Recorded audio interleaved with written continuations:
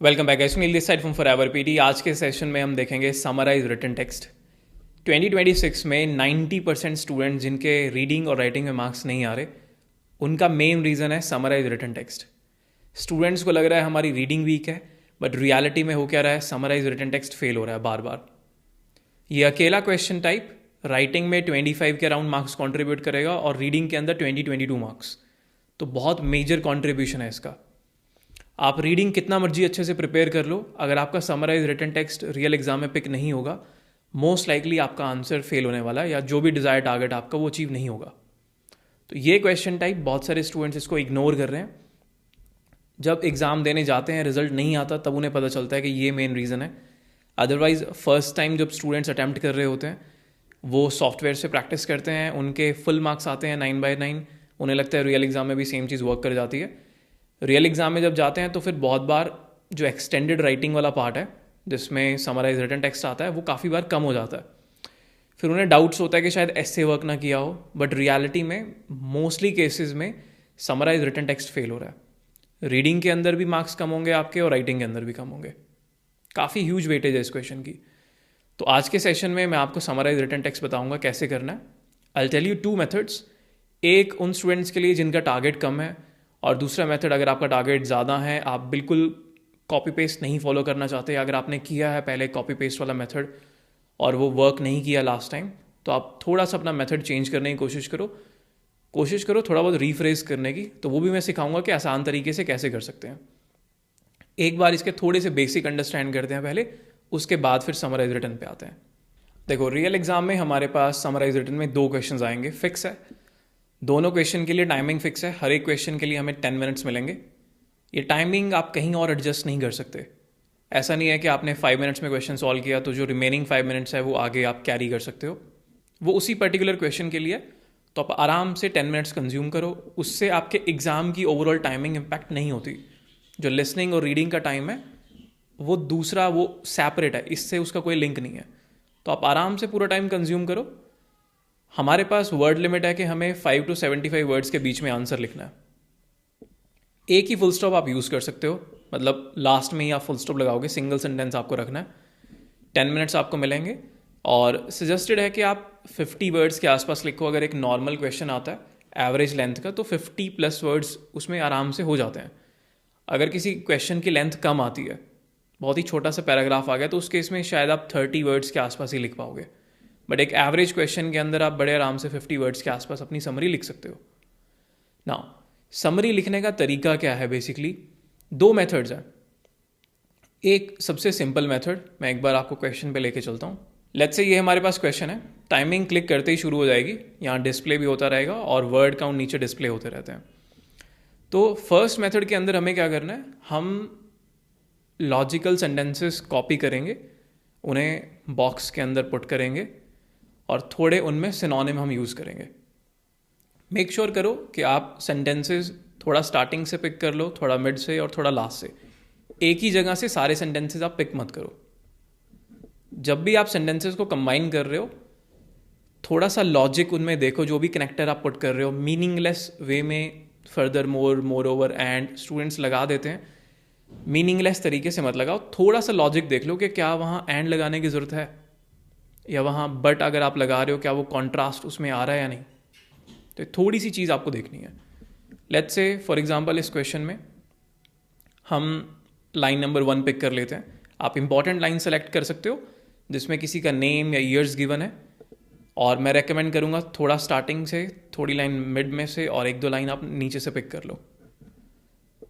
जैसे for example let's say हमने first line select की एग्ज़ाम में, आपको ये मैन्युअली टाइप करना होगा। ये टाइम सेव करने के लिए मैंने कॉपी पेस्ट कर दिया, लेकिन एग्जाम में आपको ये टाइप करना होगा। तो आपने ये लाइन पूरी टाइप की। In 1837 at the age of 28 Darwin wrote species change in one of his notebooks, comma which was the earliest record of his evolutionary ideas. Line number 1। उसके बाद आप थोड़ा स्पेस देने के बाद, यहाँ से एडजेसेंट लाइंस में पिक नहीं करूँगा, नेक्स्ट पैराग्राफ के पास आए, इसमें से कुछ लाइन आपने पिक की। पीछे बात कर रहे हैं कि 28 ईयर्स की एज में उसने एक बुक लिखी, या स्पीशीज चेंज, ये उसका अर्लीस्ट आइडिया था एवोल्यूशनरी या इवोल्यूशन के ऊपर। उसके बाद नेक्स्ट पैराग्राफ लेते हैं, इसे एक बार थोड़ा सा रीड करते हैं। Over the next 20 years Darwin ने क्या किया, उसने vast amount of data collect किया, presented his views to a small circle of scientist. अब मैं यहाँ एंड लगा सकता हूँ। 1838 में उसने ये चीज़ की, उसने अपने नोटबुक में कुछ लिखा, and over the next 20 years, अगले 20 ईयर्स उसने क्या किया, उसने डेटा कलेक्ट किया और उस डेटा को साइंटिस्ट के सामने रखा। तो यहाँ मैंने टर्म एंड यूज़ किया और ये पूरा सेंटेंस मैंने यहाँ से कॉपी कर लिया। And over the next 20 years, Darwin continuously accumulated a vast amount of data and first presented his views to a small circle of scientists. Okay. उसके बाद 1859 में On the Origin of Species ये publish किया उसने। The first edition 1250 copies sold out on the day of publication, ये उसी दिन sold out हो गई। And the circulation reached 4250 copies within a year. उसे काफ़ी प्रेज मिला और क्रिटिसिज्म भी मिला। टू दिस डे, अभी तक on the origin of species remains one of the most important works in the human history. ये जो बुक है ओरिजिन ऑफ स्पीशीज, ये सबसे इंपॉर्टेंट बुक बनी हुई है and one of the few works that still has scientific value more than 150 years after इस publication. और इसकी अभी भी साइंटिफिक वैल्यू है, साइंटिस्ट भी इसको यूज़ करते हैं बुक को। अब नेक्स्ट लाइन हमारे पास 50 वर्ड्स के आसपास हो गए हैं, तो थोड़ा नीचे से हम पिक कर लेते हैं, एक लाइन और अटैच कर देंगे। एंड हमने ऑलरेडी यूज़ कर लिया, एक कनेक्टर हमें यहाँ यूज़ करना है। अब एंड तो ऑलरेडी आ गया, अब मैं दोबारा सेम कनेक्टर एंड यहाँ यूज़ नहीं करूँगा। और मुझे जो लाइन यूज़ करनी है, इसमें कुछ भी कॉन्ट्राडिक्टरी तो है ही नहीं, पूरी स्टेटमेंट्स ये बता रही हैं कि डार्विन ने क्या किया। उसने 1837 में ये किया, 1859 में उसने बुक पब्लिश की, उसकी बुक की कॉपीज सोल्ड हो गई और आज भी उसकी बुक रेलेवेंट है साइंटिफिक वर्क के लिए। तो इसमें कुछ कॉन्ट्राडिक्टरी स्टेटमेंट तो कुछ भी नहीं है। तो मैं दोबारा, मुझे सेंटेंस या वर्ड जो यूज़ करना है एंड जैसा यूज़ करना है, लेकिन एंड मैं यूज़ नहीं कर पाऊंगा। तो एंड के जो बाकी के सिनोनिम है, अगर ऐसे केस कोई आता है तो एंड के सिनोनिम्स लाइक सेमीकॉलन लगा के मैं फर्दर मोर यूज़ कर सकता हूँ या मोर ओवर मैं यूज़ कर सकता हूँ, अगर मुझे एंड ही लगाना पड़ता है। तो इन्हीं में से मैं कोई एक कनेक्टर यूज़ करूँगा।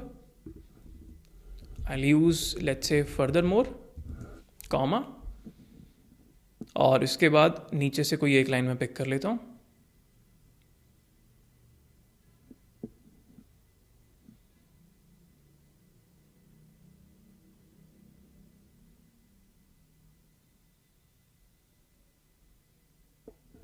ये लाइन, टू दिस डे, ये टी मैं स्मॉल कर दूंगा, and on the origin of books remains one of the most important works of the human history. 69 words हो गए, पूरी लाइन में पिक नहीं कर सकता, ये वर्ड काउंट एक्सीड हो जाएगा। तो थोड़ा मैंने स्टार्टिंग से पिक किया, थोड़ा मिड से और थोड़ा लास्ट से। ये ऑटोमेटिक एक नेचुरल फ्लो में आ गया। पूरी स्टेटमेंट, ये जो पैराग्राफ लिखा हुआ है डार्विन के ऊपर लिखा है, अगर आप इसे रीड करोगे 1837 में 20 ईयर्स का वो था, तो उसने स्पीशीज़ चेंज ये अपनी नोटबुक में लिखा, इसमें अपने एवोल्यूशनरी आइडियाज़ उसने रिकॉर्ड कराए और अगले 20 ईयर्स तक उसने कंटिन्यूसली एविडेंस इकट्ठा किए और अपने व्यूज़ को साइंटिस्ट के सामने प्रेजेंट किया। फर्दरमोर, अभी तक the origin of species was remain one of the most important works in the human history.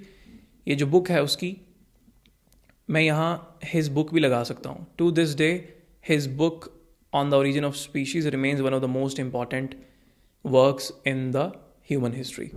ये टर्म इनफैक्ट मैं यहाँ लगा भी सकता हूँ, या इनफैक्ट अगर आप चाहो तो रहने दो, लास्ट में आप फुल स्टॉप लगाओगे। तो ये आपका एक आंसर है समराइज रिटन टेक्स्ट का।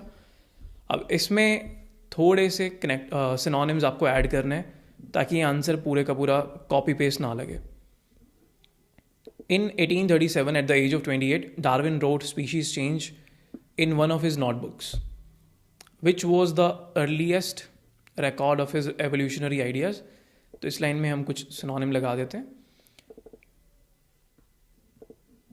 And over the next 20 years,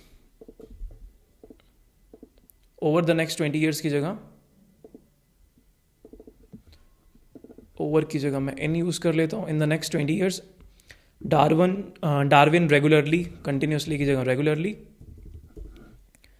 accumulated a vast amount की जगह great amount of data and first presented his views, उसने अपने व्यूज़ को प्रेजेंट किया.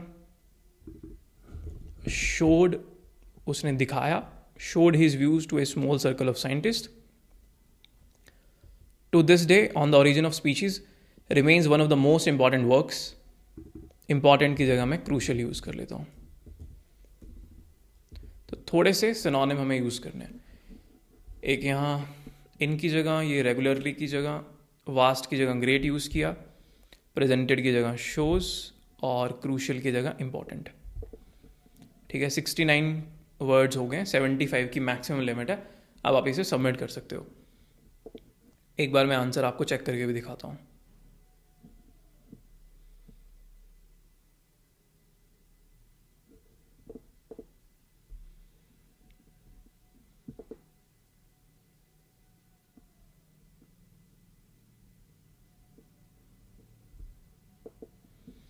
ठीक है, परफेक्ट. 9/9 फुल मार्क्स हैं. एक क्वेश्चन हम और करते हैं सेम मेथड से, लेकिन देखो इस मेथड की थोड़ी लिमिटेशन है. ये हाई टारगेट के, जिन स्टूडेंट्स का टारगेट 8 बैंड या 7 बैंड के आसपास है, कई बार उन स्टूडेंट्स के केस में मेथड फेल भी हो जाता है. यही इसकी लिमिटेशन है. डेली स्टूडेंट्स के मैसेजेस आते रहते हैं, तो पता चलता रहता है कि क्या चल रहा है एग्जाम में. स्टूडेंट्स बहुत बार लॉजिकली स्टेटमेंट्स को अरेंज नहीं कर पाते. कई बार वो ज़बरदस्ती कहीं भी फर्दर मोर लगा देंगे, कहीं भी एंड लगा देंगे जहाँ ज़रूरत भी नहीं है. यहाँ तो एक नेचुरल फ्लो बन गया, सेंटेंस आपस में कनेक्ट हो गए. बट बहुत बार स्टूडेंट्स क्या करते हैं, अपनी मर्जी से कहीं से भी कुछ भी सेंटेंस कॉपी करके 2-4 कनेक्टर लगाए और सिनोनिम यूज़ किए, सबमिट कर दिया. बहुत सारे केसेस में ये आंसर फेल हो जाते हैं. थोड़ा सा लॉजिक देखो आपके सेंटेंस के अंदर कि आपका सेंटेंस एक समरी की तरह लग रहा है. दूसरी चीज़ मैं रेकमेंड करता हूँ, अगर आपका टारगेट 8 के आसपास है तो आप थोड़ा सा आंसर रीफ्रेज करो. ग्रामर की उतनी टेंशन मत लो. ग्रामर में ये सारे एप्लीकेशंस कम मार्क्स शो करेंगे आपको. छोटी मोटी गलती हो जाती है, लेकिन तब भी आपके 8 बैंड बन जाएंगे एग्जाम में.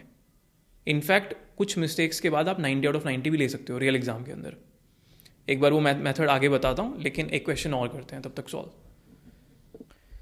ये नेक्स्ट क्वेश्चन है. एक बार इसमें भी सेम मेथड से हम क्वेश्चन सॉल्व करते हैं. इसके बाद देखते हैं कि खुद से कैसे लिखना है. तो इसमें 5 पैराग्राफ्स हैं हमारे पास. थोड़ा पहले स्टार्टिंग से कंटेंट लेते हैं. Recent research has led to a breakthrough in solar cell technology, offering the potential to revolutionize the way we harness and utilize solar energy. तो ये हमने पुट किया, कॉमा. इसके बाद नेक्स्ट पैराग्राफ पे आते हैं. Traditional solar cells such as photovoltaic cells have limitations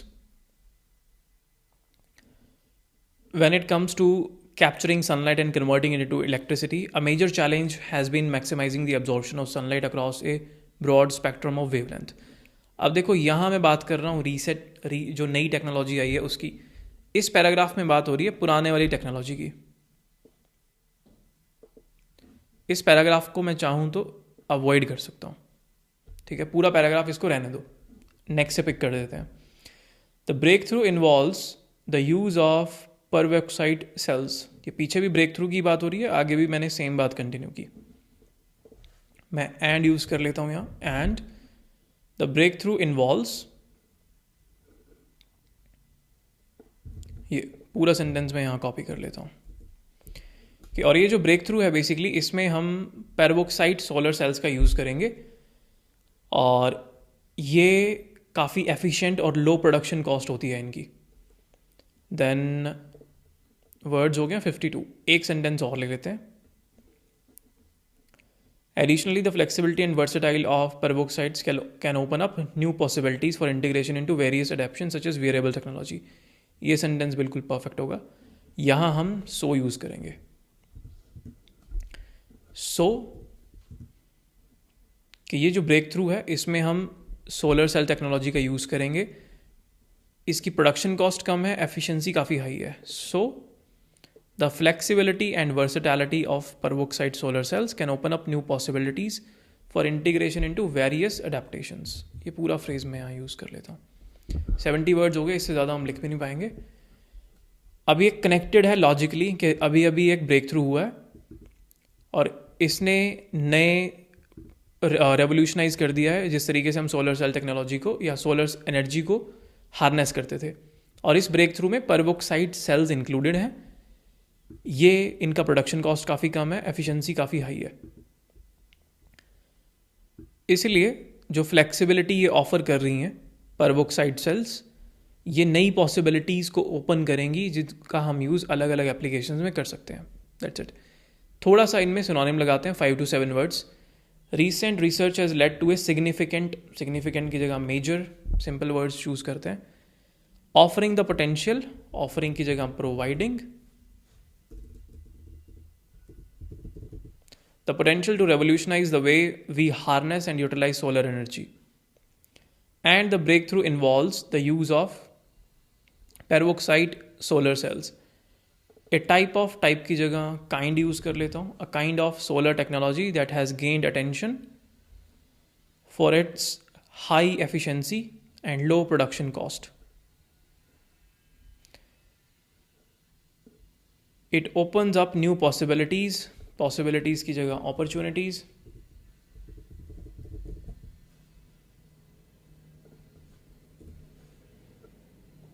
for integration into various applications, various की जगह डिफरेंट।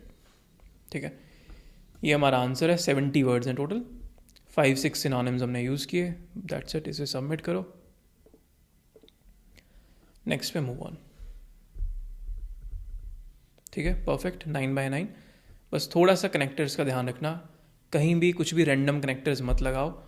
अगर दो सेंटेंसेस आपस में उनका लिंक है, पीछे भी सेम बात हो रही है, आगे भी सेम बात हो रही है, तो आप एंड यूज़ करो। फर्दर मोर लगा सकते हो, मोर ओवर लगा सकते हो। कहीं कोई कॉन्ट्रास्ट दिखा रहे हैं तो बट यूज़ कर सकते हो आप, ऑपोजिट बात हो रही है। कुछ कंक्लूजन जैसा फील हो रहा है कि ये एक टेक्नोलॉजी आई है इसीलिए हम इसको यूज़ कर रहे हैं क्योंकि ये काफ़ी चीप है, तो सो यूज़ कर सकते हैं या देयर फॉर यूज़ हो सकता है।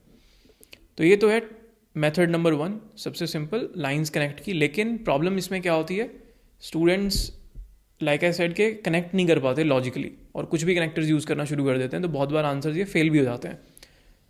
सिनोनिम ढंग से नहीं लगाते, बहुत बार कॉपी पेस्ट लगता है आंसर, कि पूरा आपने कॉपी करके कहीं कहीं से भी सेंटेंसेस लिए हैं और अटैच कर रखे हैं बस आंसर्स हमारे। सेकेंड मेथड है, जो लोगों का टारगेट 8 बैंड के आसपास है मैं उनके लिए रेकमेंड करूंगा, आप थोड़ा सा अपने आंसर को रीफ्रेज करने की कोशिश करो। मेथड ये सेम ऐसे ही है जैसे अभी हमने किया, बस इसमें हम थोड़े से सिनोनिम की जगह थोड़ा सा सेंटेंस हम अपना रीफ्रेज करेंगे। जैसे पूरा आंसर ये सेम है, इसे मैं एक बार सेलेक्ट कर लेता हूँ। यहाँ मैंने पेस्ट किया। अब आप लाइंस तो लॉजिकली ले रहे हो, स्टार्टिंग के पैराग्राफ से ले ली, कुछ मिड के पैराग्राफ से, कुछ लास्ट के पैराग्राफ से। थोड़ा सा अपनी वर्डिंग में उन लाइंस को रीफ्रेज कर दो। ये आपका सेकंड मेथड है, ठीक है। और ये बेस्ट है for those who are targeting 8 band. आपका आंसर कोई कॉपी पेस्ट भी नहीं लगेगा और ये एक बिल्कुल नेचुरल एक जो आंसर होना चाहिए समरी का वो बन जाएगा। जैसे recent research has led to a major breakthrough in solar cell technology, providing the potential to revolutionize the way we harness and utilize solar energy। इसे मैं चेंज करके या मैं नीचे लिख देता हूँ। इनफैक्ट यहाँ हम ऊपर से देखते रहते हैं और नीचे चेंज करते रहते हैं। Recent research has led to a major breakthrough in solar cell technology।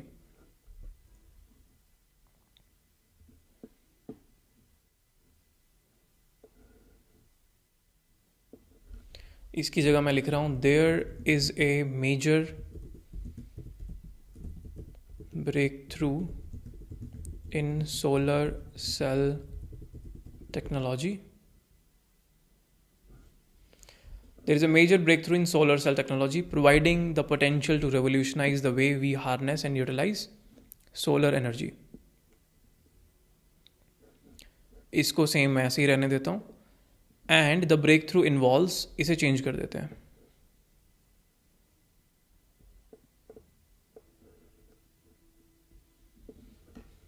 And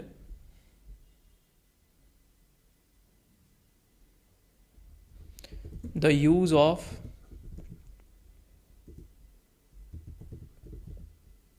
perovskite solar cells is involved in this breakthrough। एक सेंटेंस और रिफ्रेज किया, इसे मैंने सेम रखा. So the flexibility and versatility of perovskite solar cells open up new opportunities for integration into different application. इसे भी थोड़ा change कर देते हैं.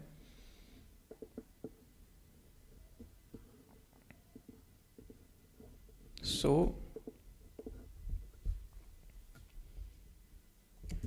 we can say that perovskite solar cells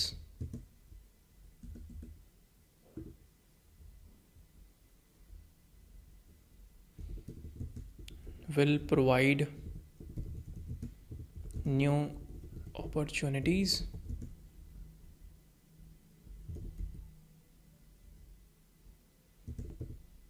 for integration into different application because of its flexibility and versatility. ठीक है, ये हमारा पैराफ्रेज्ड आंसर है. 74 वर्ड्स हुए हैं. There is a major breakthrough in solar. जो मीनिंग था इसका हमने सेम रखा कि सोलर सेल टेक्नोलॉजी में एक मेजर ब्रेक थ्रू हुआ है. ये लाइन हमने सेम यूज़ कर ली. And the use of perovskite solar cell is involve in this breakthrough. और इस ब्रेक थ्रू में हमने perovskite सोलर सेल्स को यूज़ किया. ये एक सोलर सेल टेक्नोलॉजी है जो कि लो प्रोडक्शन कॉस्ट की वजह से काफ़ी पॉपुलर हो गई. सो हम कह सकते हैं कि ये जो सोलर सेल्स हैं ये नई अपॉर्चुनिटीज़ ओपन करेंगी. डिफरेंट एप्लीकेशंस होंगी इनकी, क्योंकि ये काफ़ी फ्लेक्सिबल है और वर्सेटाइल है. That's it. इसे आप सबमिट करो. बीच में रिफ्रेज करते टाइम थोड़ी बहुत मिस्टेक हो जाती हैं, ये सबसे हो जाती हैं, उसकी टेंशन मत लो. एक दो ग्रामर एरर के बाद भी आप अच्छे पॉइंट्स बना सकते हो.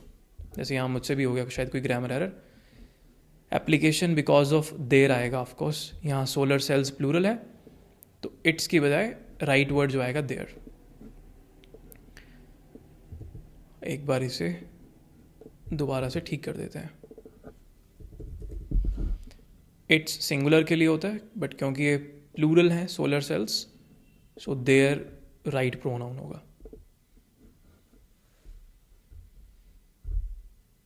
ठीक है, ये सेकंड तरीका है. आपको सारा डेटा मेंशन करने की ज़रूरत नहीं होती. स्टूडेंट्स क्या करते हैं, हर एक पैराग्राफ से कुछ ना कुछ पिक करने की कोशिश करते हैं. अगर इतनी लेंदी स्टेटमेंट्स इन लोगों ने दी हैं, आप पूरा मत पिक करो. थोड़ा स्टार्टिंग से, थोड़ा मिड, थोड़ा लास्ट से, लेकिन जो भी आप पिक कर रहे हो मेक श्योर कि लॉजिकली कनेक्ट हो.